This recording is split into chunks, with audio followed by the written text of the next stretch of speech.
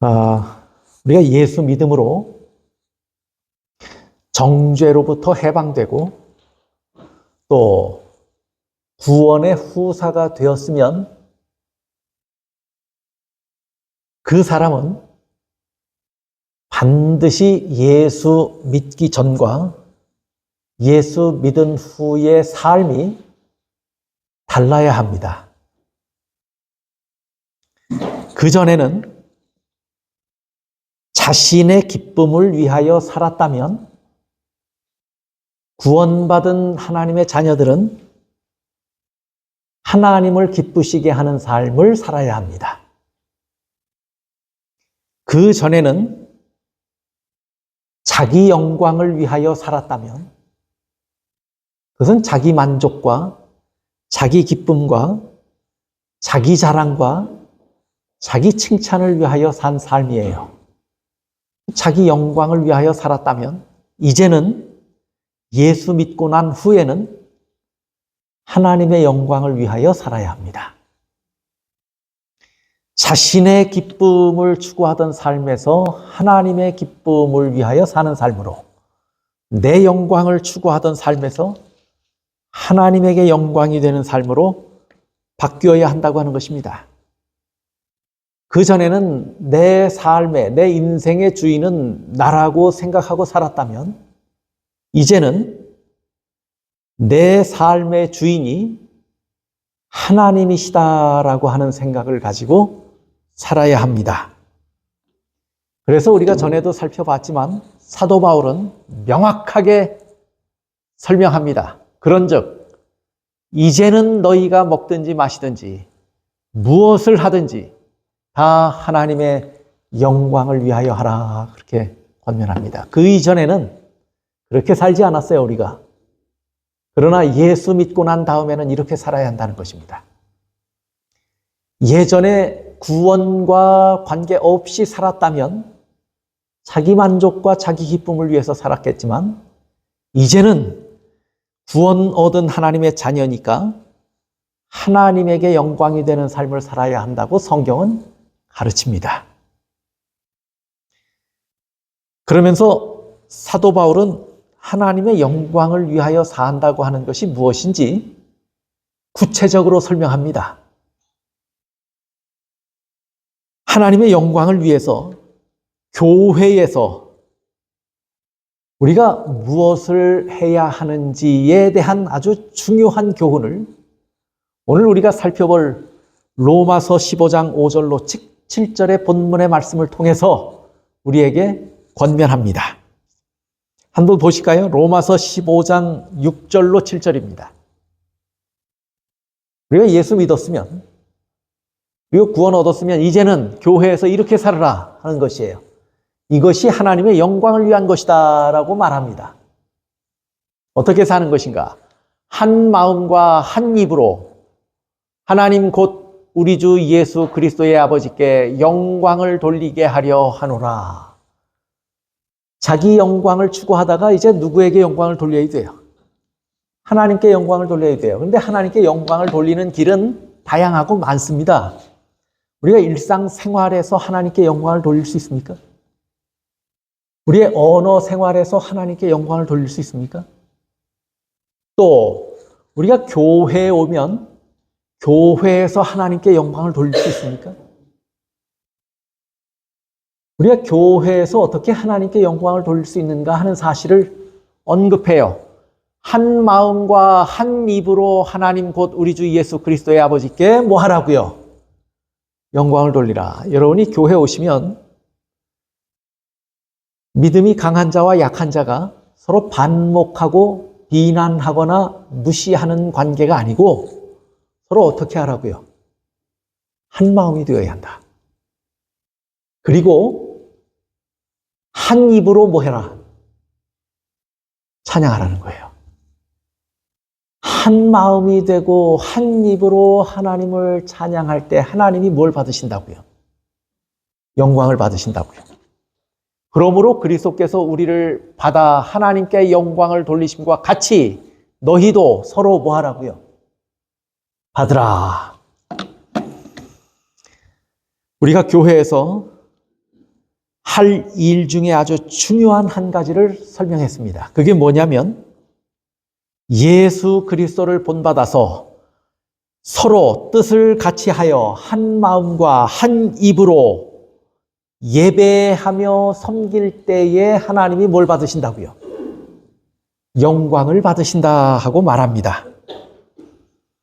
우리는 가끔요, 시상식에서 많은 사람들의 박수와 환호 속에 칭찬을 들으면서 트로피를 받는 사람들을 본 적이 있으실 겁니다. 시상식에서. 그런데 그 사람들이 한결같이 하는 사람 이야기는 뭐냐면 감사할 사람들의 이름을 나열해요. 보니까 이 사람도 감사하고 저 사람도 감사하고 이 사람은 이래서 감사하고 저 사람은 저래서 감사하고 쭉 감사해요. 그러다 내려가는 사람들도 있고 간혹 어떤 사람들을 보십니까? 그렇게 감사하다가 부모님도 감사하고 심지어는 여자친구도 감사하고 다 감사하던 고기까지 하고 내려가는 사람도 있는데 어떤 사람들은 마지막에 뭐라고 이야기하는 걸 제가 본 적이 있냐면 이 모든 영광을 누구에게 돌린다고요? 하나님께 돌립니다 하고 내려가는 사람들도 보신 적 있으시죠? 또 운동 경기에서 기도하는 사람들 보신 적 있습니까? 없습니까? 근데 참 재밌는 것은 치고받고 싸우는 경기에서도 기도하는 사람이 있어요. 그런데 더 재밌는 것은 둘 다 기도해요.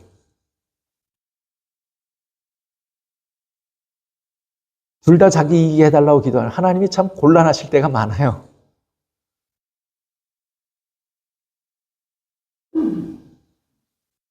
그렇게 함으로 하나님께 영광을 돌릴 수 있는 것입니까?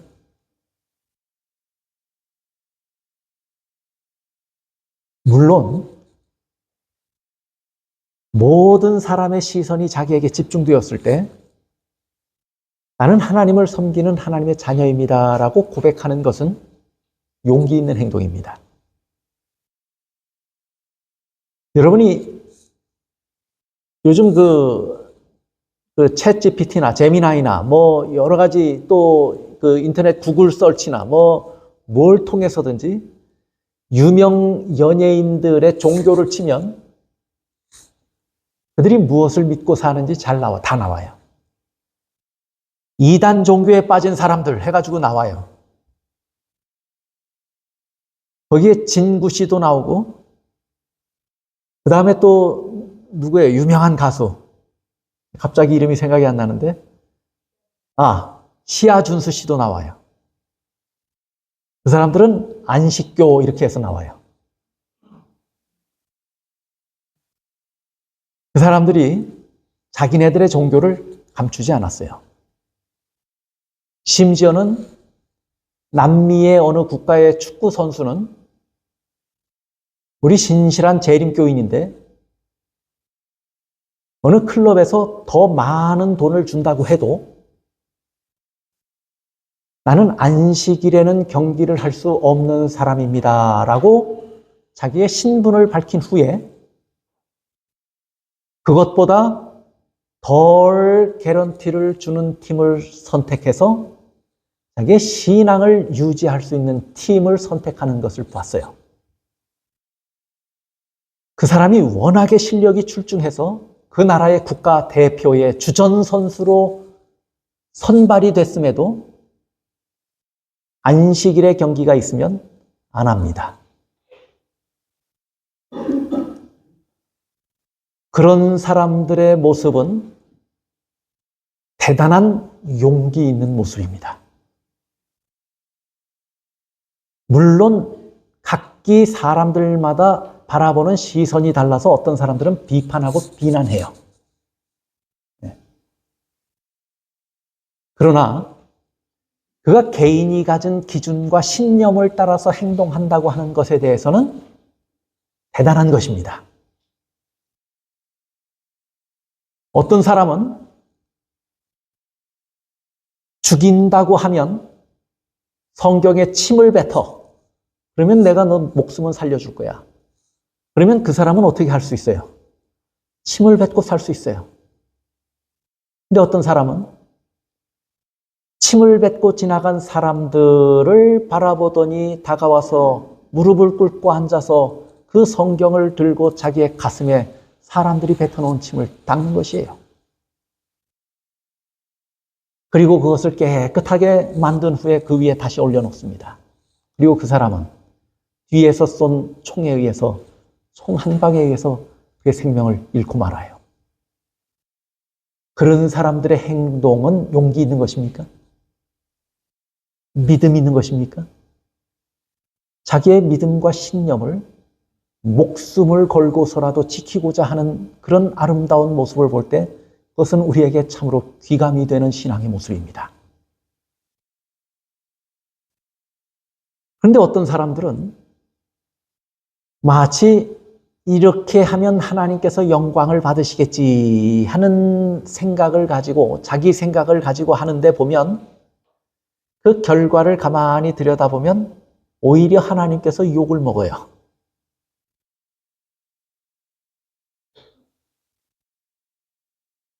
성경은 본질적으로 하나님께서 어떻게 할 때 영광을 받으시는가에 대해서 가르칩니다. 성경이 가르치지 않은 영역의 것은 우리가 우리의 믿음의 기준을 세워서 우리의 신념을 따라서 우리가 행동하는 것이에요. 그러나 성경이 분명하게 이렇게 함으로 하나님이 영광을 받으신다고 말씀하는 경우에 있어서는 우리가 그동안 가졌던 신념이 아무리 다를지라도 뭐 해야 돼요? 성경의 말씀을 귀담아 듣고 따라야 합니다. 그것만이 하나님께 영광이 되는 것입니다. 하나님께서 진짜 영광을 받으시는 것은 이런 것이에요. 보세요. 요한복음 17장 4절. 아버지께서 내게 하라고 주신 일을 내가 이루어 아버지를 이 세상에서 뭐하게 했다고 그랬어요? 영화롭게 했다고 그랬어요. 누가 하신 기도예요?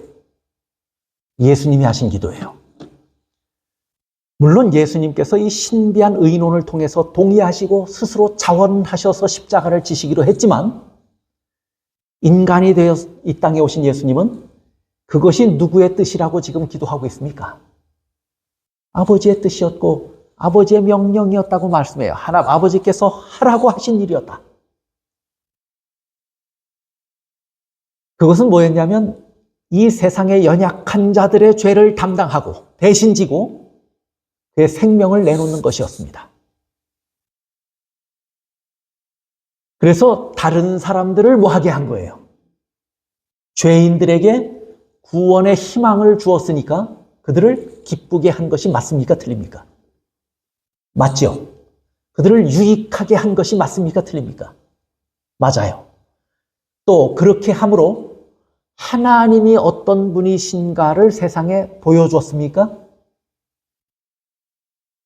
예수님이 그 스스로 그렇게 하심으로 나와 아버지는 동일하다. 나를 본 자는 아버지를 보았다. 그렇게 말씀하심으로 예수님께서는 친히 죄인들의 죄를 담당하는 길을 걸으셨어요. 그렇게 하셔서 누굴 보여주셨어요? 아버지를 보여주셨어요. 예수님이 하신 일을 통해서 아버지가 뭘 받으신 거예요? 영광을 받으신 거예요.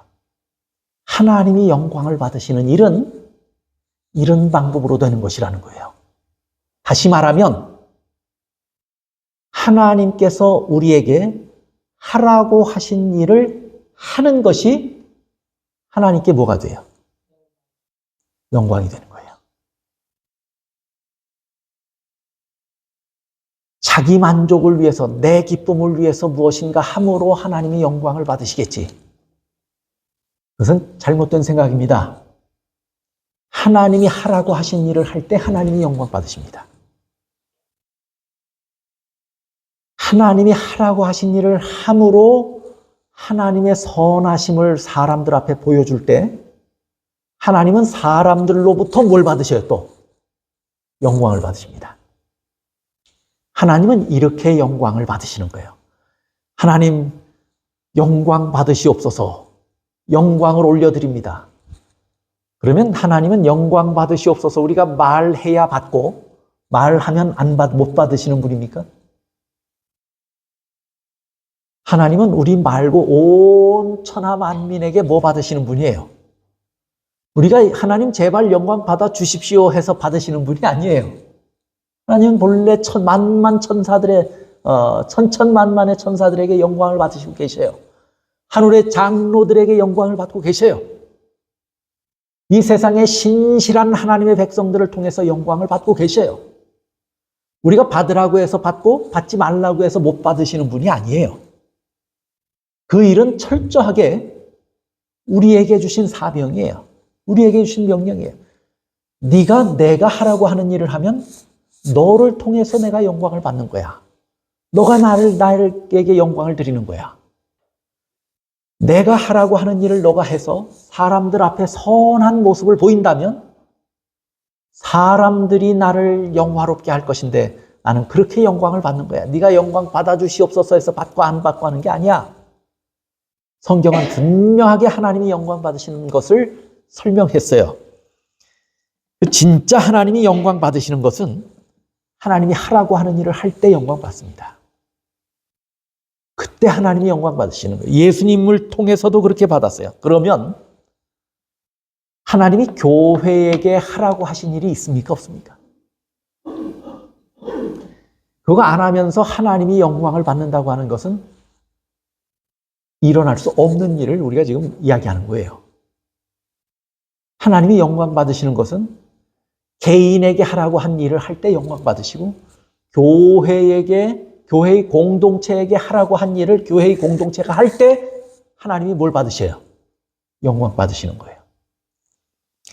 그런데 성경은 교회에서 우리가 어떻게 할 때 하나님이 영광을 받으시는가, 무엇을 해야 하는가, 그 원리를 오늘 본문을 통해서 우리에게 설명합니다. 첫째는 뭐냐면 인내와 위로를 본받으라 그랬어요.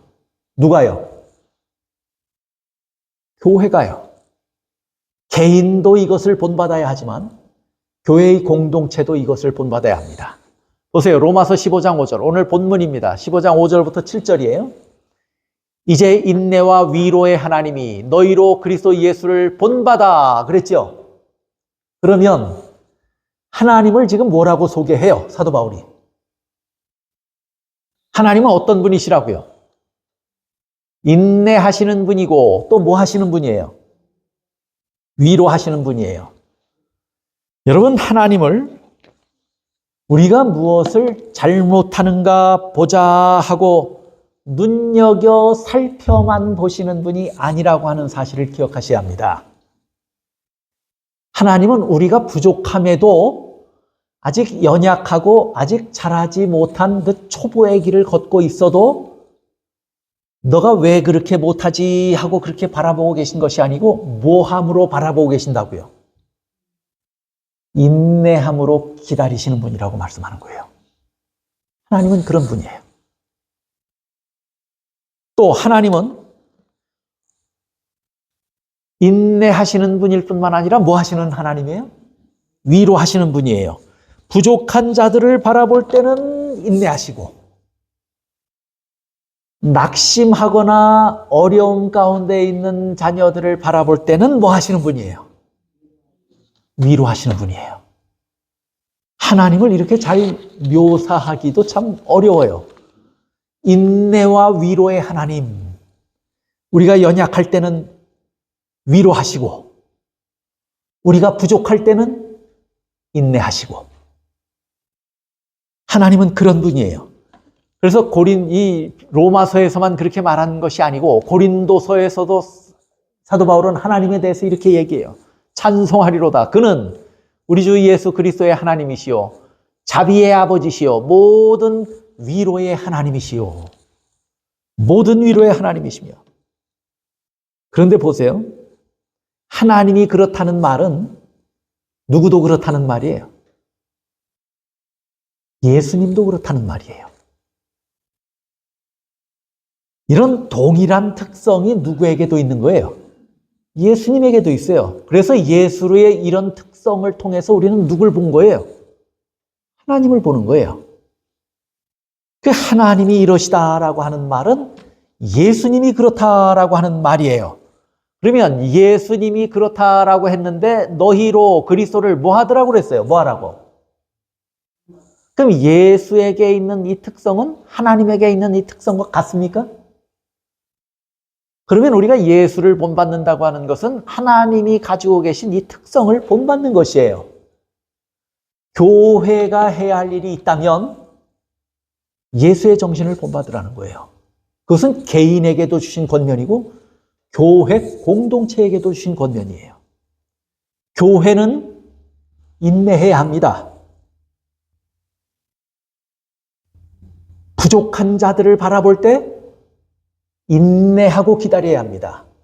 저 사람이 무엇을 잘못하지? 눈에 불을 켜고 바라보는 것이 교회가 아니에요. 내 마음에 들지 않는 것이 있는데 그것을 꼬집어 이야기하는 것이 교회가 아니에요. 교회는 뭐 하는 곳이에요? 인내해야 하는 곳이에요. 기다려야 하는 곳이에요. 그게 누구를 본받는 거예요? 하나님을 본받는 거예요. 예수님을 본받는 거예요. 또 연약한 자들은 무시의 대상이 아니고 교회에서는 적어도 뭐의 대상이 되어야 돼요? 위로의 대상이 되어야 돼요. 병약한 자들도 위로의 대상이 되어야 하고 부족한 자들, 연약한 자들은 위로의 대상이 되어야 합니다. 개인이 그렇게 해야 하고 교회가 그렇게 해야 합니다. 이것이 누구를 본받는 것이냐면 예수님을 본받는 것이에요. 그리고 하나님께 뭐가 되는 거예요? 이것이 영광이 되는 거예요. 교회에게 하라고 하는 일을 해야 하나님께 영광이 되는 거 아니에요. 교회가 인내할 때, 교회가 위로할 때 하나님이 영광 받으십니다. 마태복음 18장 28절에 이렇게 말씀해요. 그 종이 나가서, 그 종은 누구냐면 임금에게 1만 달란트 빚진 자입니다. 그런데 갚을 길이 없어서 죽어야 하는데 불쌍하게 여긴 왕이 이 종의 1만 달란트의 빚을 뭐 했어요? 탕감해 줬어요. 그 종이 나가서 자기에게 100데나리온 빚진 동료 한 사람을 만나 붙들어 목을 잡고 이르되 빚을 갚으라 하매 100데나리온 빚진 자는 1만 달란트 빚진 자보다 훨씬 더 어려운 형편에 사는 사람이에요. 이 사람은 1만 달란트를 갚을 능력이 없지만 이 사람은 100데나리온조차도 갚을 능력이 없는 사람이에요. 그러면 세상의 논리라면, 이 세상의 정신으로라면 그 사람은 무시해도 됩니까? 안 됩니까? 세상의 정신은 그 사람을 무시합니다. 세상의 정신은 그 사람을 밟고 일어섭니다. 그 사람의 100데나리온을 어떻게 해서라도 착취해서 자기의 부를 쌓아가는 것이 세상에 사는 정신입니다. 그런데 하나님의 백성들은, 하나님의 자녀들, 그 공동체는 절대로 저러면 안 된다고 가르치는 것입니다. 그래서 그 사람이 빚을 갚지 못하니까 이 사람은 뭐 했냐면 감옥에 갖다 가뒀어요. 그걸 알고 임금이 어떻게 합니까? 1만 달란트 빚진 자에게도 뭘 요구해요, 다시? 갚으라고 요구하는 거예요. 다시 말하면 은혜를 입었으면 내게 은혜 입은 자를 뭐 하라는 거예요? 용납하고 인내하고 기다리고 위로하는 자가 되라고 말하는 것입니다. 여러분, 하나님의 은혜를 입은 자들입니까? 우리 교회 안에서 성도들을 바라보는 여러분의 눈에 인내와 위로가 있게 되기를 바랍니다. 이것이 하나님의 은혜를 입은 자들의 하나님께서 달라져야 한다고 말씀하신 삶의 모습입니다. 이 명령을 따를 때에 하나님이 뭘 받으셔요? 영광을 받으시는 거예요. 야고보서도 그렇게 말하죠. 야고보서 14장. 그러나 너희 마음속에 독한 시기와 다툼이 있으면 자랑하지 말라. 진리를 거슬러 거짓말하지 말라. 이런 사람들이 다 진리 가졌다고 하면서도 마음엔 뭐가 있어요? 독한 시기와 다툼이 있어요. 그 자기 자랑의 정신이고 자기 만족의 정신이에요. 자기 기쁨의 정신이에요. 이거 다 거짓말이라는 거예요. 그러면서도 진리가 있으면 그 거짓말이에요, 그 사람. 그런데 이러한 지혜는 위로부터 내려온 것이 아니고 누구로부터 온 것이에요? 땅 위의 것이요, 정욕의 것이요, 귀신의 것이 마귀가 넣어준 정신이에요. 내가 진리를 안다고 주장하지 말고 뭐 해야 돼요? 시기와 다툼이 없어야 돼요, 우리 사이에. 내게 진리가 있다고 말씀하기 전에 우리 안에 뭐가 없어야 되냐면 시기와 다툼이 없어야 돼요. 나는 진리를 가졌고 남은 백성인데, 그런데 시기와 다툼의 정신이, 자기 만족과 자기 자랑과 자기 기쁨의 정신이 있다면, 그러면서 진리를 가졌다고 하는 것은 그 거짓말이에요. 그 정신을 누가 사로잡고 있다는 얘기예요. 그 마음을. 마귀가 사로잡고 있다고 말해요. 그 다음에 계속해서 뭐라고 말씀하냐면, 시기와 다툼이 있는 곳에는 혼란과 모든 악한 일이 있습니다. 지금 땅으로부터 온 지혜, 마귀로부터 온 지혜와 위로부터 온 지혜를 견주어서 대조시키며 권면합니다. 위로부터 난 지혜는 첫째 뭐하고? 성결하고, 그 다음에 둘째예요. 그 다음에는 화평하고 관용하고 양순하며 긍휼과 선한 열매가 가득하고 편견과 거짓이 없나니. 지금 야고보는 하나님의 자녀들에게 있는 참 지혜가 뭔가를 설명하는데 두 가지로 설명했어요. 하나는 뭐예요? 성결이에요. 이것은 그 하나님의 자녀의 내적 신앙의 상태를 말합니다. 성결한 거예요. 그 안에 믿음이 있고 죄를 뉘우치고 회개함이 있고 하나님 앞에 바로 서고자 하는 뭐가 있어요? 열심이 있어요. 그런 것들이 다 뭐에 해당해요? 성결에 해당해요. 그것은 어디에 있는 거예요? 내 마음에 있는 거예요. 그럼 마음은 뭐 해야 돼요? 마음은 성결하고, 그 다음에 행동은, 겉으로 드러나는 것은 어떻게 해야 돼요? 겉으로 드러나는 것은 화평하고, 인내하지 않으면서 화평할 수 있나요? 다른 사람과의 관계에서? 이해하지 못하고, 용납하지 못하고, 기다려주지 못하면서 평화로운 관계가 만들어집니까? 관용하고, 기다릴 수도 없는데 무슨 관용이에요? 양순하며 그들에게 부족한 자들을 바라보면서 뭐 해야 돼요? 순해야 돼요. 부드러워야 돼요. 너그럽고 긍휼이 있어야 돼요. 긍휼과 선한 열매가 가득하고 편견과 거짓이 없어요. 야고보는 두 가지로 설명했어요. 그 마음이 성결하고, 겉으로는 인내하고 위로하고, 그 정신이 저 단어들에 다 포함이 되어 있는 거예요. 이것이 사도들의 가르침이에요. 스스로는 성결하고 타인을 향하여는 늘 인내하고 위로가 있는 정신이 누굴 본받는 것이냐면 그리스도를 본받는 것이고, 이것을 하라고 했는데 행하면 누가 영광 받으신다는 거예요? 하나님이 영광 받으신다는 거예요. 인류의 빛에도 이렇게 설명합니다. 그리스도께서는 배반자의 입맞춤을 거절하지 않으셨다. 저 배반자는 가룟 유다입니다. 유다가 그날 밤에 예수를 잡으러 와서 사람들 앞에 내가 그 사람을, 그 선생에게 입맞출 테니까 누군 줄 알아, 그렇게 말하고 와서 입맞추잖아요. 입맞춤을 거절하지 않으셨다. 그것으로서 그분께서는 인내와 사랑과 동정의 모본을 보여주셨다. 만일 우리가 그분의 제자일 것 같으면 우리는 우리의 원수들을 마치 그분께서 유다를 취급하셨던 것처럼 취급해야 한다. 유다를 향하여 인내하시고 끝까지 그가 돌아오기를 불쌍히 여기는 마음으로 바라보셨던 예수님의 정신을 우리도 뭐 해야 된다고요? 원수일지라도 예수님이 유다를 취급하신 것처럼 하라고 말합니다. 원수일지라도. 한 교수님이 강의 시간에 늦었어요. 미안하기도 하고 이것을 좀 재치 있게 넘어가야 되겠다 하는 생각에 10만 원짜리 자기 압수표를 한 장을 들고 나왔어요. 그리고 내가 여러분에게 좀 늦어서 미안합니다.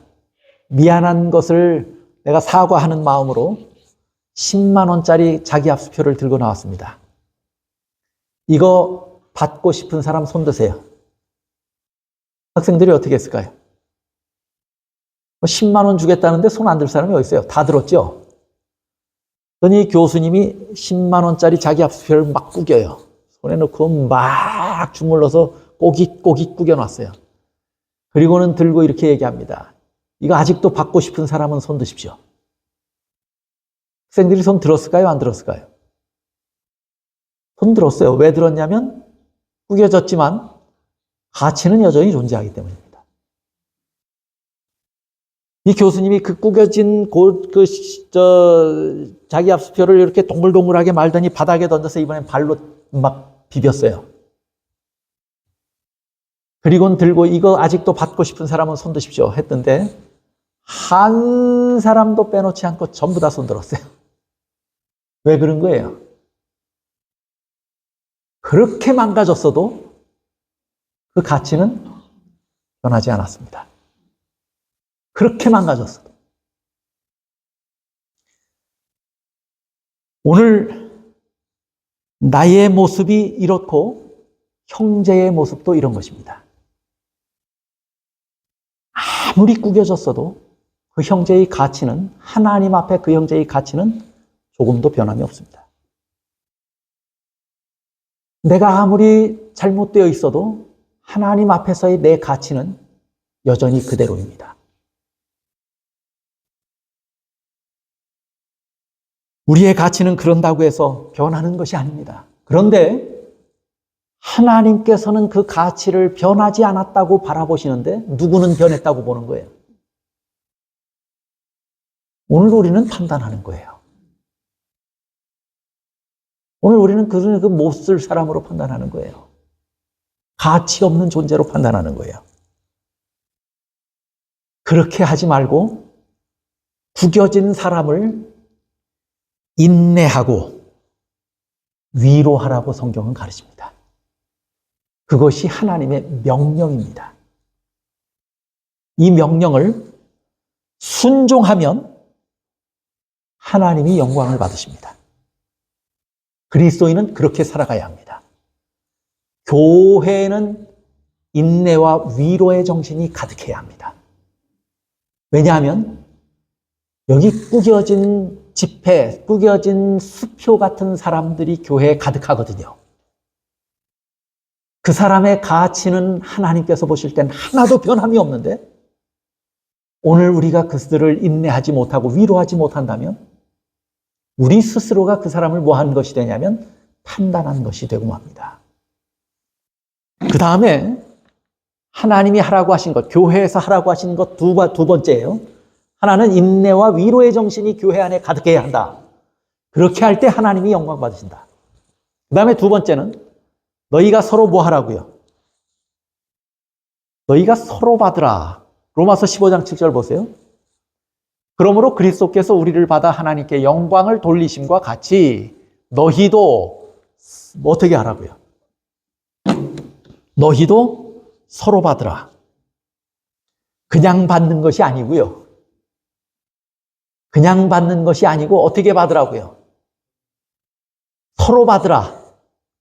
서로 받는데 하나님이 어떻게 하신 것처럼 그리스도께서 우리를 받으신 것처럼 너희도 뭐 하라고요? 서로 받으라. 그러면 예수님이 어떤 우리를 받으셨나요? 예수님이 우리를 받으신 것처럼 너희도 서로 받으라 그랬어요. 그러면 예수님이 어떤 우리를 받으셨는가를 봐야 할 거 아니에요. 어떤 저나 여러분을 받으셨습니까? 우리가 깨끗할 때 받으셨습니까? 깨끗해질 때까지 기다렸다가 받으셨습니까? 우리가 하나님을 섬길 때 받으셨나요?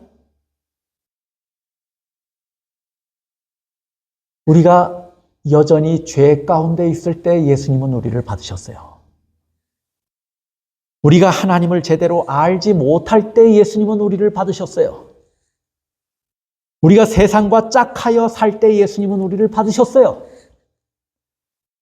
우리의 가치관이 잘못되어 있고 인생관이 잘못되어 있고 우리의 생각이 삐뚤어져 있을 때 예수님이 우리를 받으셨어요. 우리가 죄악 중에 있을 때 예수님이 우리를 받으셨어요. 그때 누가 우리를 받으신 거예요? 그때 예수님이 우리를 받으셨고 그때 하나님이 우리를 받으셨어요. 그렇게 했던 것처럼 너희도 받으라는 거예요. 그렇게 했던 것처럼 예수님이 우리를 받으신 것처럼 우리도 서로 뭐 하라는 거예요? 받으라. 그렇게 할 때 예수님이 그런 우리를 받으셔서 하나님께 영광이 되었다면 우리도 그런 다른 형제를 받음으로 용납함으로 담당함으로 대신 짊어짐으로 누가 영광 받으신다는 거예요? 하나님이 영광 받으신다고 하는 것입니다. 우리는 서로를 그렇게 받아야 합니다. 그런데 이 말씀은 그래서 뭘 이야기하냐면요.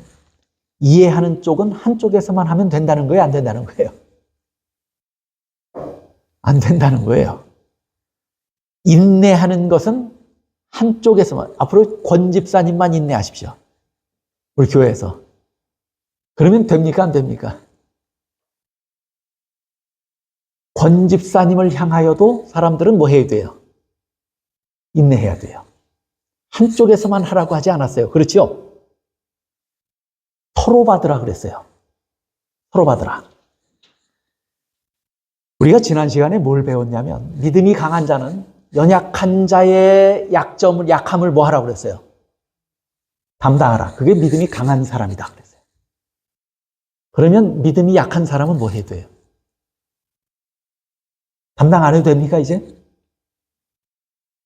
그렇게 빠져나가는 사람이 있어서 이렇게 권면하는 거예요.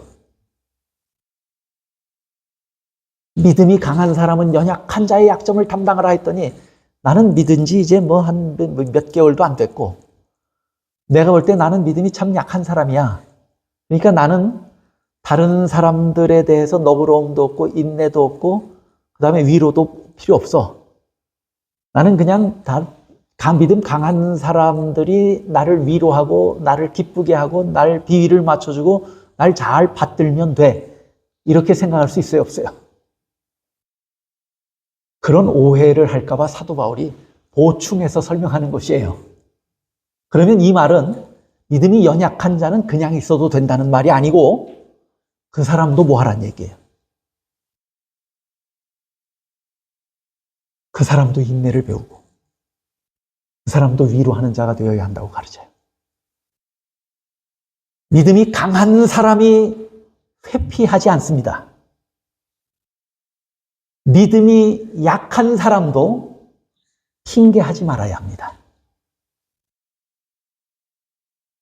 이렇게 해서 한 마음과 한 뜻으로 하나님께 영광을 돌려야 예배해야 경배해야 하나님이 뭘 받으셔요? 영광 받으신다고 하는 것이에요. 믿음이 강한 자는 약한 자를 반드시 이해해야 합니다.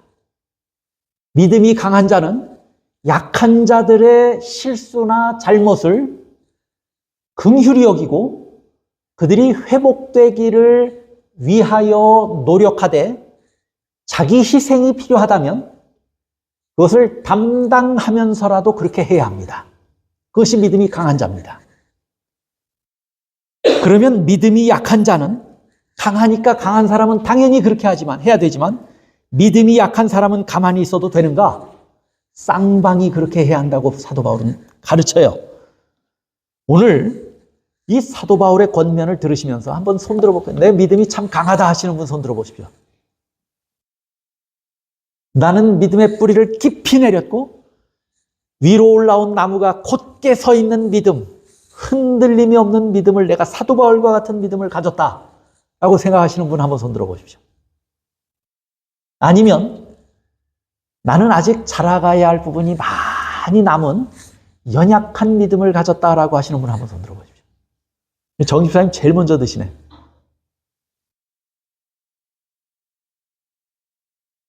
나는 믿음이 연약하니까 그냥 살아도 됩니까? 그러면 여러분들 오늘 믿음이 연약하다고 손 드신 분들을 위해서 주신 사도 바울의 권면을 꼭 들으시기 바랍니다. 믿음이 연약한 자도 인내를 배워야 합니다. 믿음이 연약한 자도 위로할 줄 알아야 합니다. 그것이 사도 바울이 주신 권면입니다. 제가 때로 우리 교회뿐만이 아니라 모든 교회들이 다 그렇지요. 오래 믿은 사람들에게서 크게 본이 되지 못하는 모습을 볼 때가 종종 있습니까? 없습니까? 또 먼저 믿은 사람들에게 상처를 받을 때가 있습니까? 없습니까? 있어요.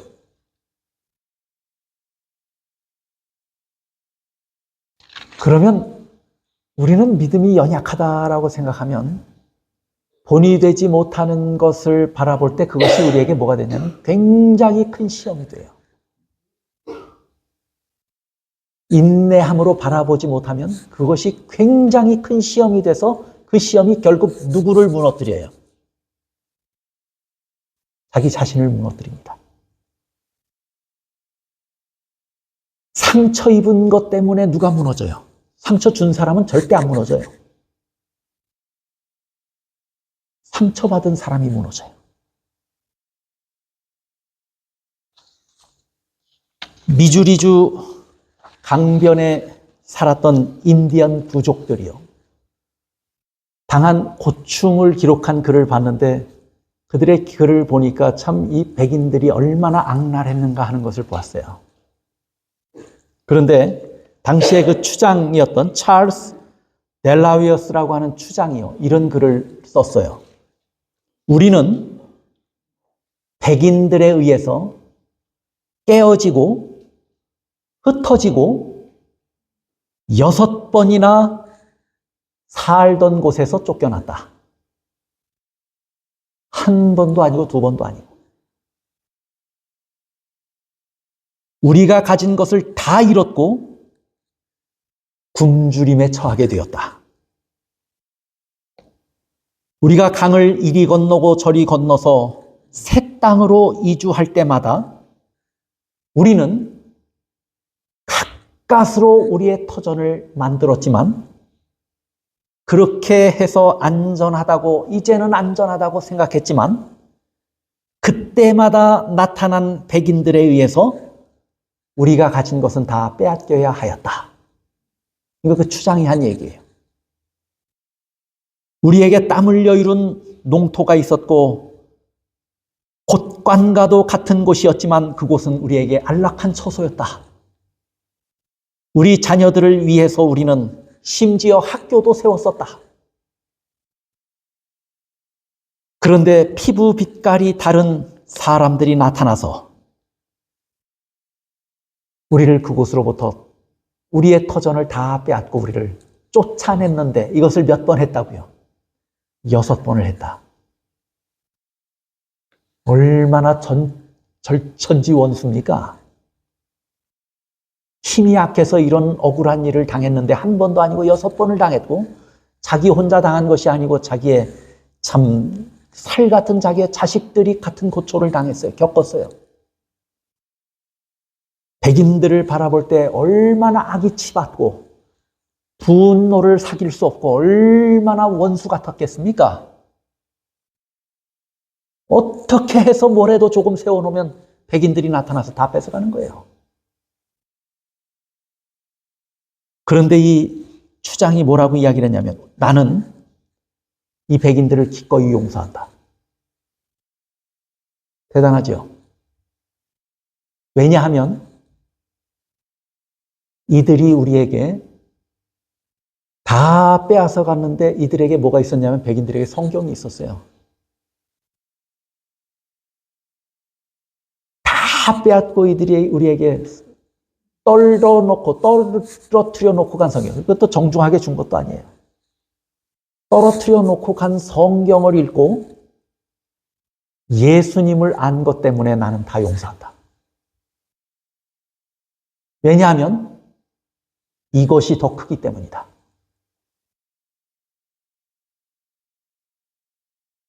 이것이 더 커서 나에게 행악한 자들을 뭐 한 거예요?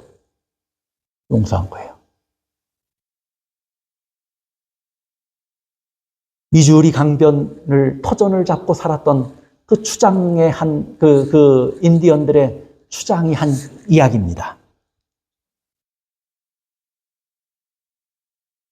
그 모든 고통을 충분히 지불하고도 남을 만한 더 중요한 것을 우리는 발견했다. 이것이 이 사람이 백인들을 용서하는 이유입니다. 여러분의 눈에 거슬리는 분이 있으시지요? 여러분의 눈에 누군가 부주의하게 말하고 누군가 부주의하게 행동해서 여러분의 마음에 상처를 남기신 분이 있으시죠? 그것을 이겨내서 신앙하지 못하면 여러분들은 스스로가 낙심하여 손해를 보고 떨어지게 됩니다. 그럴 때마다 여러분들이 생각하셔야 합니다. 이것보다 더 크게 은혜를 베푸신 예수님이 계시다고 하는 사실을 꼭 기억하십시오. 우리에게 무슨 말로 상처를 입혔든지 우리가 좋지 못한 본을 봐서 우리 마음에 아무리 큰 실망을 했더라도 그것보다 더 큰 은혜로 우리에게 구원을 주신 예수님의 은혜가 있음을 꼭 기억하셔야 합니다.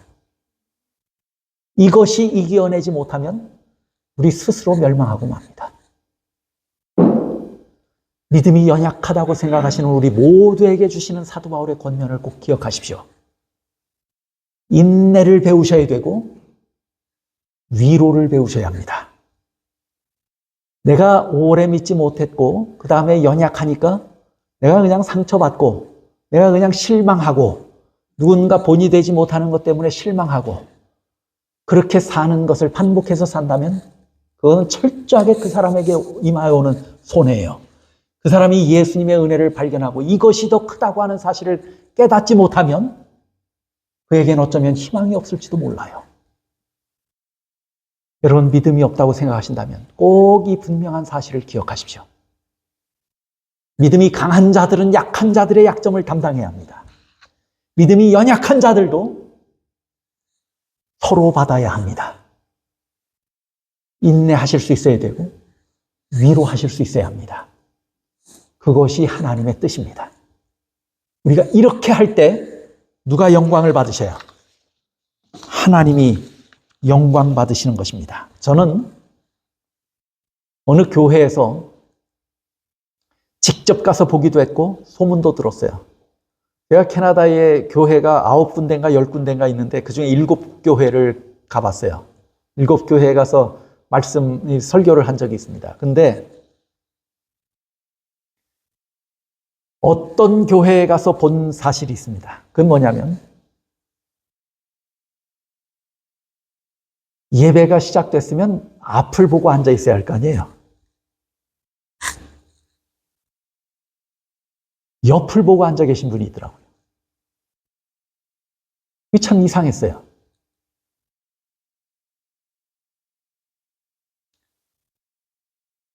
그런데 그 교회에 아주 잘 아는 분이 있어서 그 앞을 보고 예배하는 게 좋아 보이는데 왜 옆을 보고 벽을 보고 앉아 계십니까? 그랬더니 그 반대편에 원수가 앉아 있다는 거예요.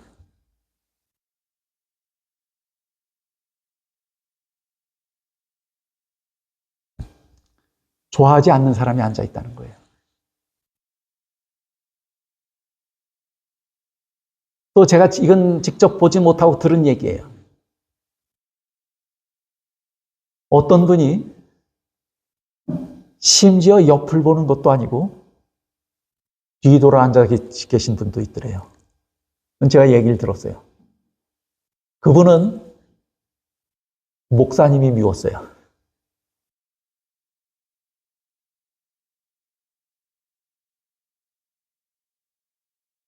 참, 그날 그 예배에 하나님이 영광을 받으셨을까? 그런 마음으로 우리가 예배에 참여한다면 그 예배를 통해서 하나님은 영광 받지 않으실 겁니다. 하나님은 가서 뭐부터 하고 오라고 그러실까요? 형제와 화목하고 오너라 하고 말씀하실 것입니다. 내 마당만 밟은 것이니라 그렇게 말씀하실 것입니다. 우리가 하나님께 영광을 돌리는 것은 인내와 위로로 모두가 한 마음이 되고 한 뜻이 되었을 때 그 입술로 찬양하는 것을 하나님은 예배로 받으시고 영광 받으신다고 하는 사실을 분명히 기억하시길 바랍니다. 이것이 오늘 사도 바울의 권면입니다. 증언의 말씀을 좀 읽고 마치죠. 설교와 강연 1권 361쪽입니다. 나의 사랑하는 형제 자매들이여, 하나님께서는 그대들의 비평하고 결점을 찾는 정신을 기뻐하지 않으신다. 우리는 날마다 하나님 앞에 자신을 낮추어야 한다. 우리가 예수 그리스도와 바른 관계를 가져올 수 있도록 새로운 회심을 추구해야 한다. 하나님의 계명을 지키고자 애쓰는 자들은 조화를 이루고 겸손과 사랑의 정신을 나타내야 한다. 이것이 율법의 정신입니다. 또 한 구절 보죠. 증언보감 1권 488쪽. 할 수 있는 대로 그대는 형제 자매들과 조화를 이루어야 한다. 그대는 자신을 하나님께 굴복시키고 완고한 마음과 흠잡는 기질을 나타내지 말아야 한다. 그대는 그대 자신의 정신을 버리고 그 대신 사랑스러운 구주의 정신을 가져야 한다. 믿음이 약하다고 스스로 평하신 우리 모두에게 주시는 권면으로 받으시길 바랍니다. 오늘 우리는 모두가 서로를 용납하고 이해하고 인내할 수 있게 되기를 바랍니다. 우리 모두가 서로를 위로할 수 있는 관계가 되기를 바랍니다. 그럴 때 하나님이 영광을 받으십니다. 말씀을 마치겠습니다.